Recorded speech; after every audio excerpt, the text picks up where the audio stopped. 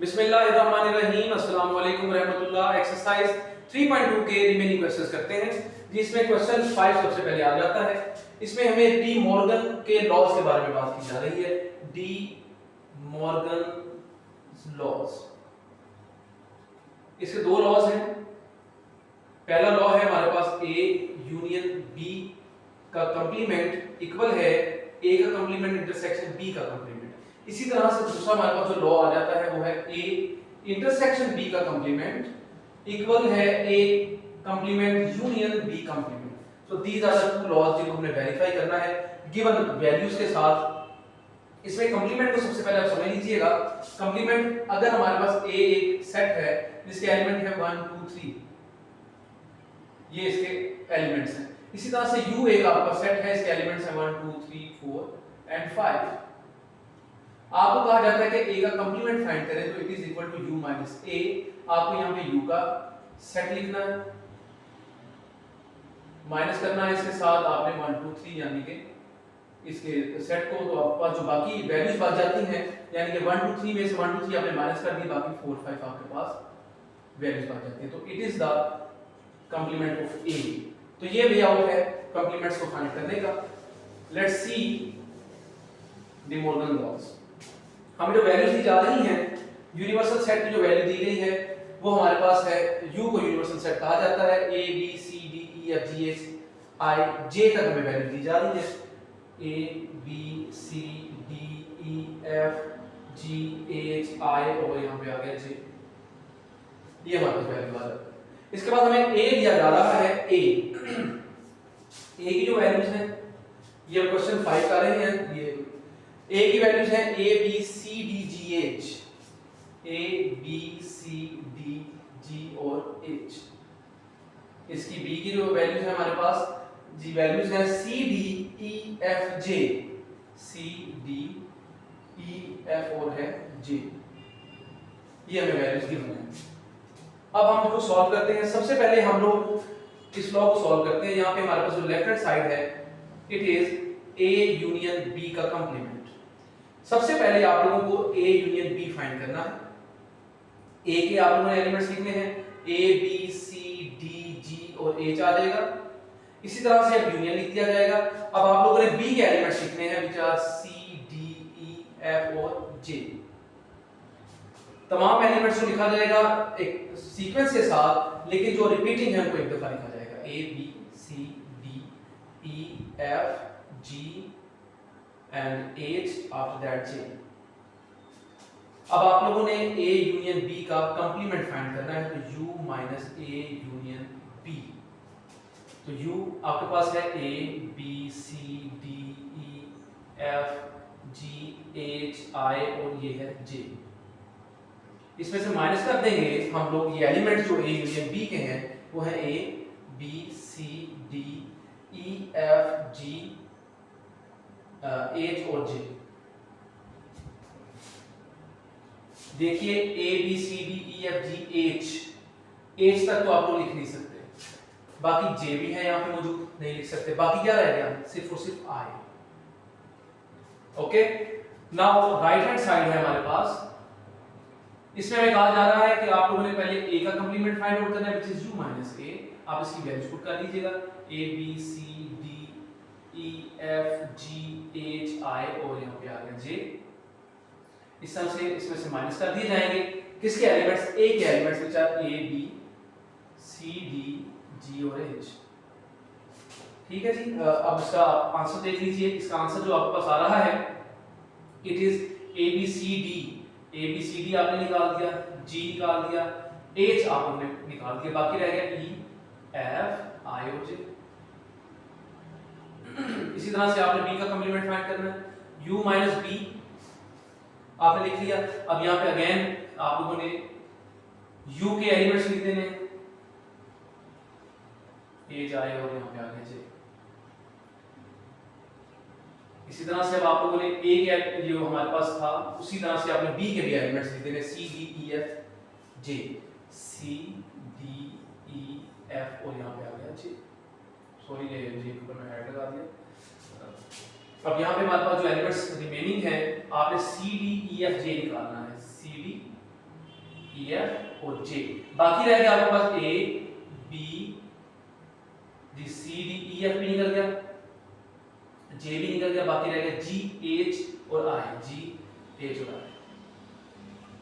जी अब आप लोगों ने करना क्या है, इन वैल्यूज का इंटरसेक्शन लेना है।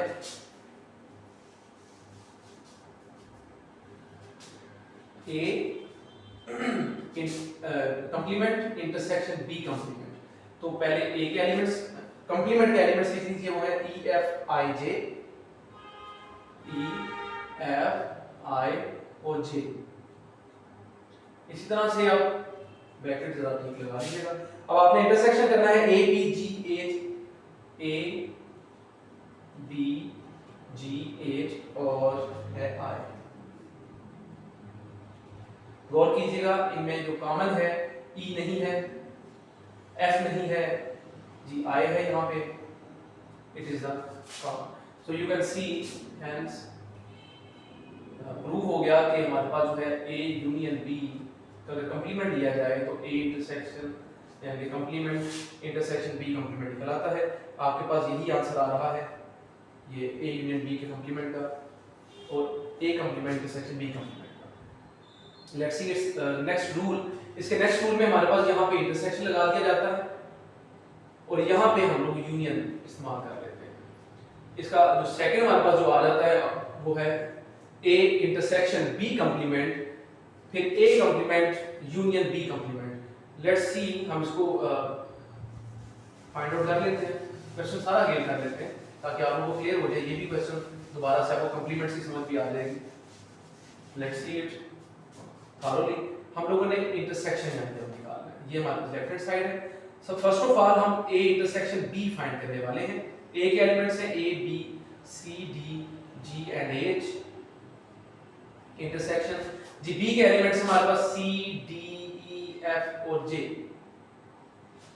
आपने इंटरसेक्शन फाइंड आउट करना है। इंटरसेक्शन के लिए कॉमन देखा जाएगा, सी डी सबके पास मौजूद है और इसमें कुछ भी ऐसा नहीं है जो कॉमन है, ये बिल्कुल जी एच यहाँ पे नहीं, ये हमारे पास कॉमन एलिमेंट्स आ जाते हैं। अब आप लोगों ने इसका कंप्लीमेंट फाइंड करना है। यू में से आपने ए इंटरसेक्शन बी में निकाल देना है, तो यू लिखेंगे A B C D E F G H I और यहाँ पे आ गया जे।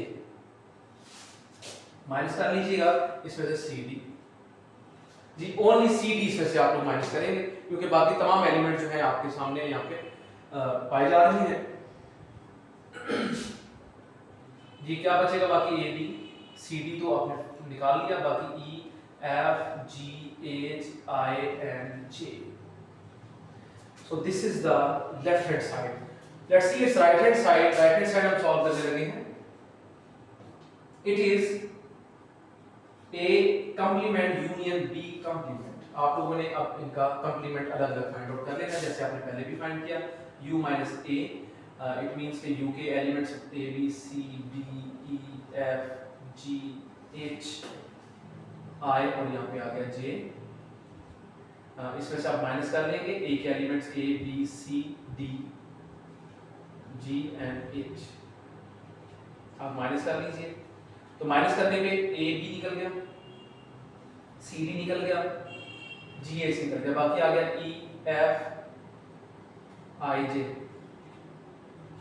ये आपके पास रिमेनिंग इसके एलिमेंट्स आ जाते हैं। अब आप बी का कंप्लीमेंट कर लीजिए। बी का कंप्लीमेंट है u minus B. First of all you have to write the elements of u, the universal set a b c d e f g h i and j, and you have to subtract the elements of set a b c d e f and j। G B का आप कर रहे हैं तो obvious सी बात है दी गई elements को सब्ट्रैक्ट किया जाएगा। सी डी यहाँ से निकाल दीजिए, ई एफ निकाल दीजिए एंड जे, बाकी A B and G H I, these are the remaining elements. So now A complement union B complement, that we have to find out union and A B G H and it is I. Write in a sequence A B CD is not involved here. E, F, G, H, I and J. So you can see here that left hand side equal right hand side, or you can write it as A intersection B complement is equal to A complement union B complement. इनके एलिमेंट्स बिल्कुल same आ जाते हैं। तो this is a way to solve the question number 5। और साथ में कह रहा है कि आप वेन डायग्राम्स बनाएं। वेन डायग्राम्स भी बनाई जाए। पहला जो इसका था पार्ट उसको बाद में बना लेते हैं वेन डायग्राम, उसके एलिमेंट के आंसर्स आपको याद होंगे। इसकी वेन डायग्राम जरा समझ लीजिएगा। वेन डायग्राम, तो वेन डायग्राम में हम लोगों ने इसको यूनिवर्सल सेट कहा गया। ये हमारे पास ए और बी के एलिमेंट्स हैं। देखिए इनमें ओवरलैप कर रहा है एक एलिमेंट विच इज आई, ये ओवरलैप कर रहा था, तो दैट इज व्हाई आप लोगों को ये इसी तरह लिखना चाहिए। तो आप लोगों ने जैसे कि निकाला, पहले में आई आपने निकाला था, तो वो इसका मतलब है कि हमें पहले का आंसर मिल गया था। इसी तरह से दूसरे का आंसर आपको A B E F G H I J निकला है। अब आपने इसी के हिसाब से फिलहाल इस वाले के हिसाब से आप लोगों ने इसको सॉल्व करना है। तो आप गौर कीजिए कौन से एलिमेंट्स में शामिल नहीं है, सिर्फ सी डी। यूनिवर्सल सेट में से सिर्फ सी डी इसके अंदर शामिल नहीं है, बाकी तमाम तरह एलिमेंट शामिल हैं। और सी डी गौर कीजिएगा आपके पास बी में भी मौजूद है, ए में भी मौजूद है। तो इसका मतलब ये हुआ कि आप जब इसको शेड करेंगे तो आप सारे को शेड कर लेंगे। सिर्फ शेड नहीं करेंगे तो किसको नहीं करेंगे जी, जो एलिमेंट्स आपके यहाँ पे कॉमन है विच आर सी डी। आप बाकी एलिमेंट्स भी लिख लीजिए ताकि आप लोगों के लिए आसान हो जाए। A B G H, A B G H, यहाँ पे बाकी एलिमेंट्स आते हैं ई एफ जे। आप तरतीब देख लीजिए, A B C D E F G H J, और यहाँ पे आ गया I. So this is a way to create a Venn diagram. अब वेन डायग्राम हम बना लेते हैं पहले पार्ट की, जिसमें सिर्फ आंसर था I, which is the common answer for the both A union B complement और A complement intersection B complement. जरा उसकी वेन डायग्राम भी देख लीजिएगा। आंसर मैं लिख देता हूं ताकि आप लोगों के लिए इजी हो जाए, आसानी से याद भी आप लोगों को रह जाएगा। ए यूनियन बी का कंप्लीमेंट आपने पहले फाइंड किया था, उसका आंसर भी आ गया था। फिर ए कंप्लीमेंट इंटरसेक्शन फिर आपने किया था इसको बी कंप्लीमेंट के साथ, तो फिर इसका आंसर भी आपके पास आया गया था। अब इसकी वेन डायग्राम कैसे होगी? वेन डायग्राम को समझना बहुत जरूरी है, जरा अच्छी तरह से इसको याद भी रख लिया करें। ये सी डी आ गया यहाँ पे, ये ए बी, क्योंकि ये ओवरलैप कर रहे हैं एलिमेंट्स। बाकी ए बी जी एच, यहाँ पे आ जाता है ई एफ जे, और यहाँ पे आ जाता है आई। और तमाम एलिमेंट्स यानी कि इसके अंदर शामिल हैं। आपके यूनिवर्सल सेट के अंदर तमाम एलिमेंट्स आ जाते हैं। बाकी एलिमेंट्स मैंने यहाँ पे लिख दिए। तो गौर कीजिएगा, सिर्फ आई आपके पास आंसर में आ रहा है। इसका मतलब फिर क्या हुआ कि सिर्फ और सिर्फ आप यूनिवर्सल सेट को जो है यहाँ पे आप शेड कर लेंगे, बाकी को आप शेड नहीं करेंगे। So this is a way to draw the Venn diagrams of both De Morgan's laws। अब De Morgan के लॉज के आप लोगों ने Venn diagrams को बना ली हैं। फिर एक दफा बात समझ लीजिएगा कि यूनिवर्सल सेट के अंदर तमाम चीजें मौजूद हैं। ए बी इसी का हिस्सा है, इसके अंदर मौजूद है, इसलिए यहाँ पे ए बी सी डी नहीं मैंने लिखे, ठीक है। तो ये याद रख लीजिएगा। अब सिर्फ आपने आंसर को शेड करना होता है। यहाँ पे आंसर आई आ रहा है, that is why you have shaded the I only here. आपके पास जो है शेड करना पड़ा आप लोगों को सारा सी डी के अलावा, क्योंकि सी डी ओवरलैप कर रहा था इन दोनों को, इन दोनों में मौजूद था और आंसर में नहीं आ रहा था। सो this is your question number 5 thoroughly. अब करते हैं इसका क्वेश्चन नंबर 6।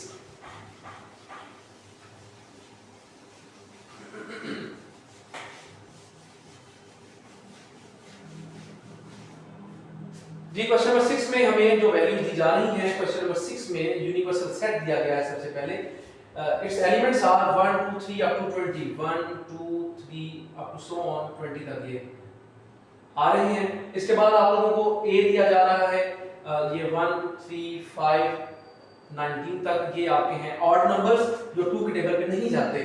फिर बस इतना ही है जी। आप लोगों को फिर पार्ट 1 दिया है उसने, वो कहता है कि आपने ए यूनियन ए का कंप्लीमेंट फाइंड करना है जिसका आंसर यूनिवर्सल सेट निकला है। Let's C, left hand side हम लोगों ने ली यहाँ पे which is A union A का कंप्लीमेंट। आपको ए का तो पता है, अब ए का कंप्लीमेंट आप लोगों को फाइंड करना है। ए का जो पता है वो ये वैल्यूज है 1 2 3 अप टू सो ऑन 20 तक जाएंगे आप। अब इसमें से अगर आप निकाल देते हैं, माइनस कर देते हैं, क्योंकि आपने सब्ट्रैक्ट करना है यहाँ पे 1 3 5 7 9 अप टू 19 तक, तो बाकी आपके पास इवन नंबर्स रह जाएंगे 2 4 6 8 10 12 14 16 18 एंड द 20, ये रह जाते हैं। अब आपने क्या करना है, आपने ए यूनियन ए का कंप्लीमेंट जो आपको कहा गया था वो फाइंड आउट करना था आपने। अब यहाँ पे हमारे पास ए की वैल्यूज जो है हमारे पास 1 3 5 अप टू 19 तक है, यानी कि ये हमारे पास ऑड नंबर्स आ जाते हैं अप टू 20। अब हम इसमें हमने यूनियन कर देना है 2 4 6 8 अप टू 20 तक। तो गौर कीजिए, जब हमारे पास इवन और ऑड ये मिल रहे हैं 20 तक, तो ये हमारे पास तमाम नंबर्स आ जाएंगे 1 2 3 4 5 6 7 8 9 10 11 12 13 14 15 16 17 18 19 20, जी यहाँ तक हमारे पास आ जाएंगे। तो आप लोग गौर कीजिए, तो it is equal to universal set, ये एलिमेंट्स यूनिवर्सल सेट के ही हैं, तो ये आपने राइट हैंड साइड में प्रूव कर दिया। So this is the way to solve the question number 6 first part. इसका सेकंड पार्ट है ए इंटरसेक्शन आपने किया यूनिवर्सल सेट के साथ, तो आंसर ए आना चाहिए। Take the left hand side again, it is A intersection U, यानी कि यूनिवर्सल सेट। ए के एलिमेंट्स हैं 1 3 5 7 9 up to 19, the odd numbers intersection कर लेंगे 1 2 3 सो 120 तक। तो सिंपल है यार, ये आप लोगों के पास सिर्फ और सिर्फ जो रिमेनिंग है वो आपके पास 1 3 5 अप टू 19 है, क्योंकि यहाँ पे भी ये मौजूद है। इंटरसेक्शन में कॉमन एलिमेंट्स लिखे जाते हैं। So this is your A which is the right hand side, hence prove हो गया ये भी। इसका पार्ट नंबर 3 देखते हैं जी। पार्ट नंबर 3 में कहता है ए इंटरसेक्शन आपने करना है ए के कंप्लीमेंट के साथ, तो आंसर आपका एम्प्टी सेट आना चाहिए। Take the left hand side again, as you have concluded the a complement before, which is u minus a, write the elements of u which are 1 2 3 so on up to 20. After that you have to write the values of the set a which are 1 3 5 7, the odd numbers up to 19 आ रहे हैं यहाँ पे। so you have the answer 2 4 6 8 up to 20. now a complement आपने जो है इसके साथ intersection लेना है a का, तो a के एलिमेंट्स हैं 1 3 5 7 अप टू 19 है जी, ये ऑड नंबर्स हैं। इसका इंटरसेक्शन करेंगे आप 2 4 6 8 का अप टू 20, तो इसमें तो कुछ भी कॉमन नहीं है, तो कुछ कॉमन नहीं है तो एम्प्टी सेट आ जाएगा। This is your right hand side. This is the question number 6, quite easy, ये काफी आसान था। अगर आप लोगों को क्वेश्चन नंबर 5 समझ आ चुका है ठीक तरह से, ये तो बहुत आसान क्वेश्चन है उसके हिसाब से। Let's see it's next question.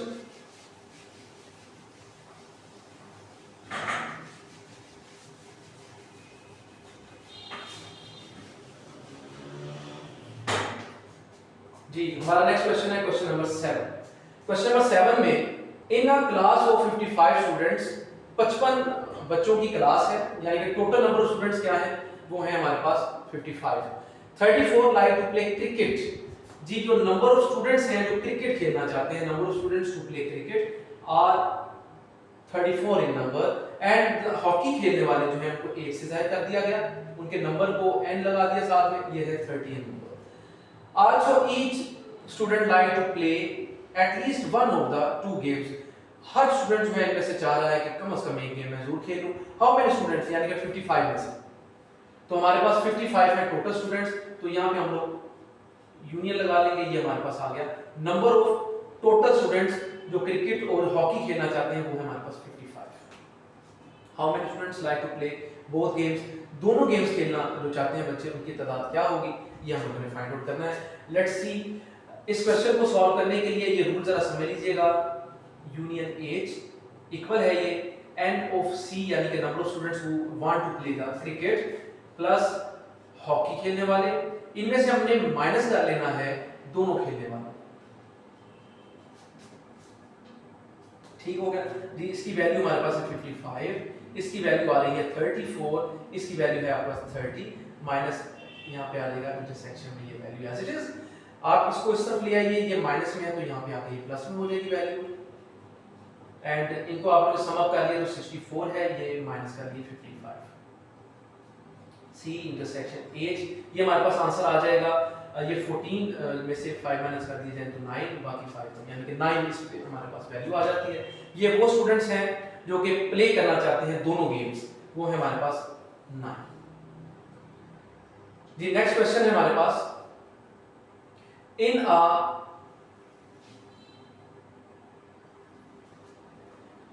A group of 500 employees, हमारे पास जो नंबर ऑफ एम्प्लॉइज है वो है 500।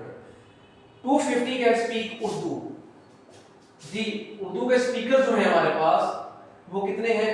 उर्दू है तो यू लिख लीजिएगा उर्दू की जगह पे आप, तो वो है 250। फिर कहता है 150 कैन स्पीक इंग्लिश, तो 150 इंग्लिश बोलने वाले हैं, उनके लिए 150 यहां लिख लीजिए। इसके बाद 50 कैन स्पीक पंजाबी, पंजाबी बोलने वाले जी 50 भी मौजूद हैं।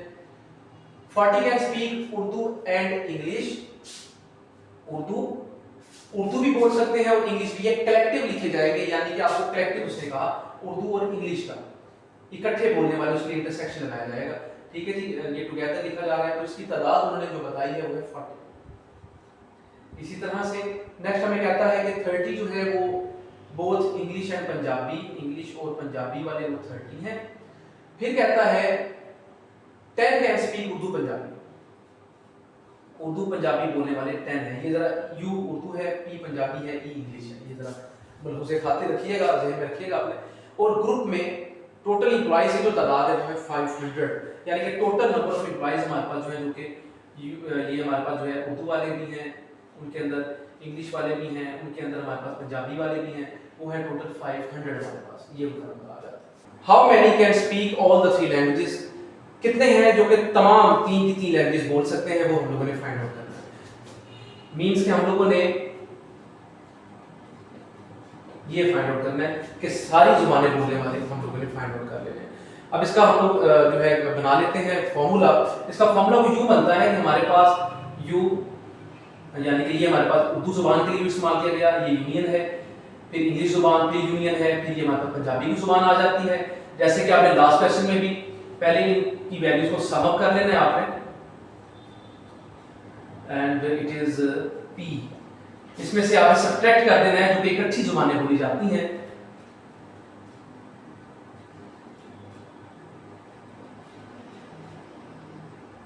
फिर इसमें से माइनस कर दीजिए उर्दू पंजाबी को जो इकट्ठी बोली जा रही थी। फिर इसमें आपने सम अप कर लेना है लास्ट जो आप लोगों ने फाइंड आउट करना है। तो जो हमारे पास जब 3 या 3 से ज्यादा दिए जाते हैं तो उसका तरीका जरा चेंज हो जाता है, तो इसको आप लोगों ने चेंज कर लेना है। इनकी वैल्यू पुट कर लीजिएगा, ये 500 है एंड इक्वल, ये हमारे पास उर्दू वाले कितने हैं जी 250 हैं। इसके बाद हमारे पास इंग्लिश वाले 150 हैं, इसके बाद ये 50 हैं, इसके बाद हमारे पास ये आ जाते हैं 40, 30 और 10। बाकी आपके पास जो है आप लोगों को जो फाइंड आउट करना है, यानी कि सारी जुबानें बोलने वाले आपने इस तरह से लिखना है। इन सब वैल्यूज को पहले आप लोग सॉल्व कर लीजिए।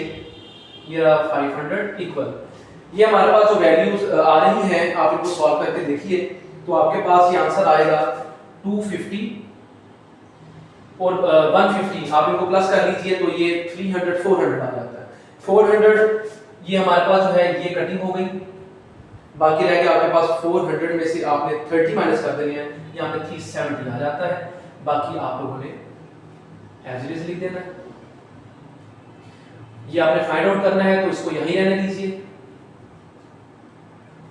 500 में से माइनस कर लीजिए 370, देन यू हैव 130। सो 130 जो है पीपल ऐसे हैं जो कि चाहते हैं कि हम लोग एम्प्लॉइज ऐसे हैं बल्कि जो कि चाहते हैं कि हम ये उर्दू इंग्लिश और पंजाबी बोल सकें, और वो बोलते हैं।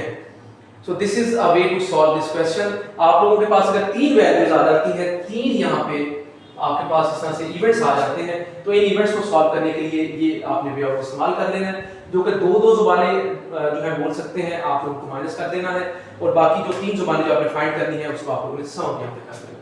So this is a quite easy way to solve this question. Let's see the question number 9. जी क्वेश्चन नंबर 9 है हमारे पास। In sports events, खेलों के जो मौके हैं उनमें 19 पीपल वियर ब्लू शर्ट्स, जो ब्लू शर्ट्स वियर करने वाले हैं, वो 19 हैं। इसके बाद हमारे पास 15 वियर ग्रीन शर्ट्स, जो ग्रीन शर्ट्स वियर कर रही हैं वो है 15। 3 वियर ब्लू शर्ट्स, अब ब्लू शर्ट्स जो वियर कर रही हैं उनकी तादाद है 3। अगेन तरह 19 जो ब्लू शर्ट्स को वियर कर रहे थे, 15 जो ग्रीन शर्ट्स को वियर कर रहे हैं, उसके बाद 3 वियर कर रहे हैं ब्लू और ग्रीन को, सॉरी यहाँ पे ब्लू और ग्रीन ये इंटरसेक्शन आ जाएगा, वो है आपके पास 3। इसी तरह से 4 हैं, ये 4 पीपल ऐसे हैं जो कि कैप और ब्लू शर्ट, कैप की अभी बात नहीं की गई, हम उसके बारे में जिक्र कर लेते हैं, फिर उसको सी लिख लीजिएगा। अब जी ये वियर करने वाले कितने हैं आपके पास 4, और 2 जो है कैप और ग्रीन शर्ट को वियर करने वाले हैं, कैप और ग्रीन शर्ट, ये तादाद है 2।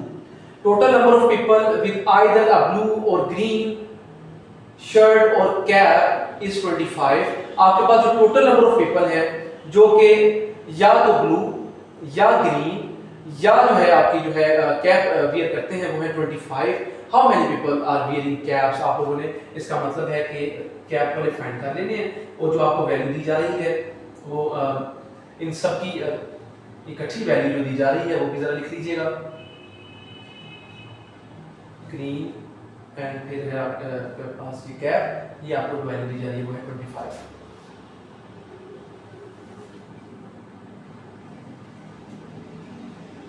Let's see how to solve this question. Easy question है ये, इसमें भी बिल्कुल सेम वे आप लोगों ने इस्तेमाल कर लेना है जो कि आपने वहां पे इस्तेमाल किया था, B union G union C, and यहाँ पे पहले B आ जाएगा, फिर आप लोगों ने यहाँ पे सम कर लेना है G के साथ B, फिर सम कर लेना है आपने C के साथ, फिर सब्ट्रैक्ट कर देना है जो कि इकट्ठी वैल्यू दी जाती है यहाँ पे इंटरसेक्शन में।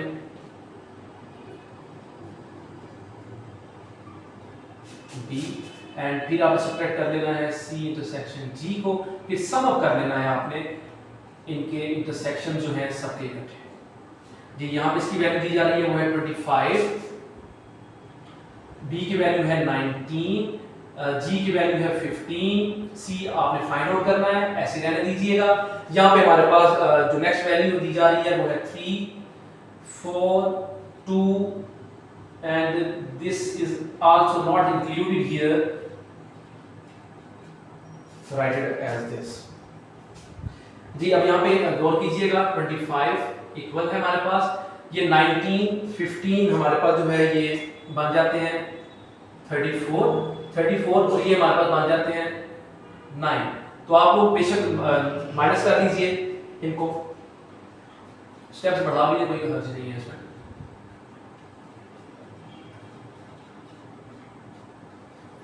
इसको इरेज कर दीजिए।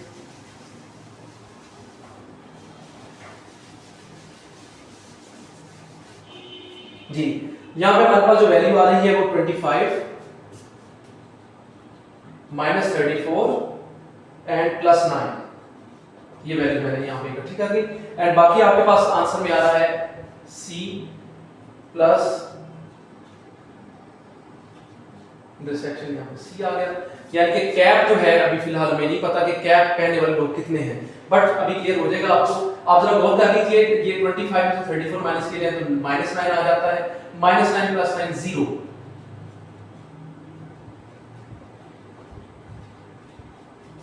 From this discussion you can conclude that कि हमारे पास हियर जो कैप पहनने वाले हैं वो उनकी तादाद है 0। ठीक है जी, कैप पहनने वालों की तादाद यहाँ पे 0 निकलती है, क्योंकि अगर वो 0 निकलेगी तभी आप लोग फाइंड आउट कर सकेंगे इसकी वैल्यू। अब इसकी वैल्यू जो आप फाइंड करते हैं, देन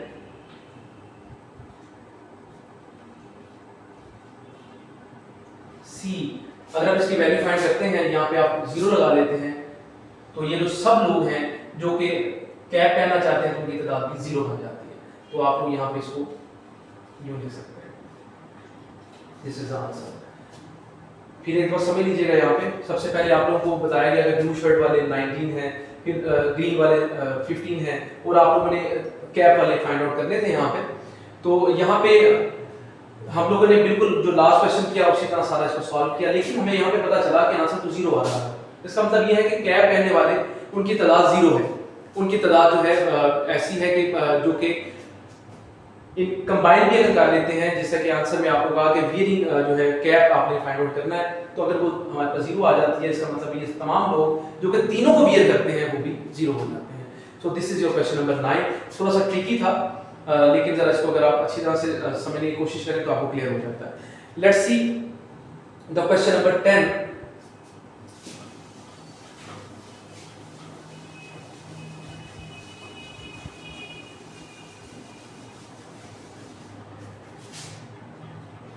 जी क्वेश्चन नंबर 10 में हमें कहता है in a training session 17 participants have laptops, 11 have tablets, 9 have laptops and tablets, 6 have laptops and books, 4 have both tablets and books, 8 participants have all the 3 items। यानी कि ये 8 वाले जो हैं इनके पास तीनों आइटम्स मौजूद हैं, तो इंटरसेक्शन इसमें लग जाएगा।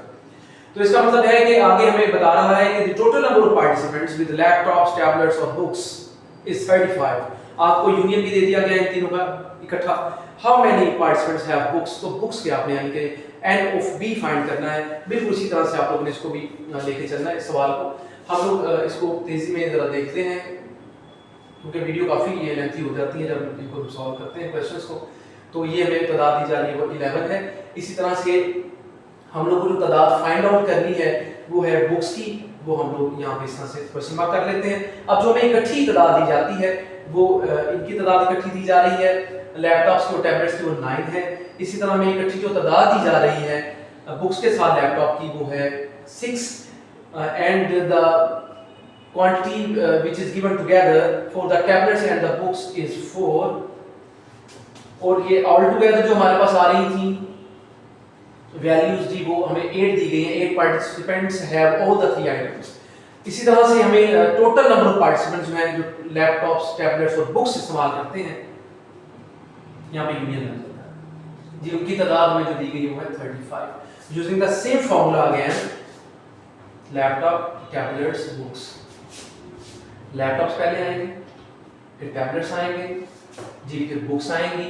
सब्ट्रैक्ट कर देंगे लैपटॉप्स, टैबलेट्स को, फिर सब्ट्रैक्ट कर देंगे। हमारे पास नेक्स्ट जो आ रहा है laptop, tablets and laptops, books आ रही हैं। इनमें से फिर सब्ट्रैक्ट कर देंगे टैबलेट्स, बुक्स को। ये जरा प्लीज अच्छी तरह से जरा नोट कर लीजिए इन बातों को, इन क्वेश्चंस की प्रैक्टिस कर लीजिएगा बेहतरीन अंदाज में ताकि वो क्लियर रहे जी। इसकी वैल्यू आपको जो दी गई है वो है 35 जी, 35 है। नेक्स्ट आपको जो वैल्यू है 17, इसकी 11 है, ये आपने फाइंड आउट करनी है। एज इट लिख दीजिएगा 9 6 4 8 9 6 4 8। बेहतरीन अंदाज में जब हम बना लेते हैं ना ये अपना डेटा, इसको डेटा भी कह सकते हैं आप, तो फिर सॉल्यूशन करने में बहुत आसानी हो जाती है। तो इसके डेटा को जरूर कंक्लूड किया करें ताकि आप लोगों के लिए आसानी रहे इसको सॉल्व करने में। ठीक है जी, ये हमारे पास वैल्यूज आ जाती हैं। अब अगर गौर कीजिएगा 35 आ रहा है यहाँ पे, 9 6 ये हमारे पास कटिंग कर लेते हैं अगर हम लोग, तो हमारे पास बाकी सिर्फ बचता है 17 जी। अगर आप गौर करें तो बाकी आपके पास जो है 17 यहाँ पे सिर्फ बच जाता है। अब आप इसको माइनस कर लीजिएगा, 35 में से 17 को माइनस कर लीजिए, सो यू हैव 18।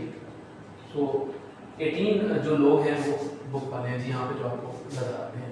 इसका क्वेश्चन नंबर 11 है, बिल्कुल सेम इसी तरह से करना है आप लोगों ने, लेकिन इसमें कुछ बातें जरा बढ़ा के बयान की गई हैं। हम इसको नेक्स्ट वीडियो में बनाते हैं इंशाल्लाह। वो फुल है कि जी आपको ये क्लियर हो चुका होगा। नेक्स्ट वीडियो में आप इस एक्सरसाइज के नेक्स्ट क्वेश्चंस को जरूर देखिए। शुक्रिया।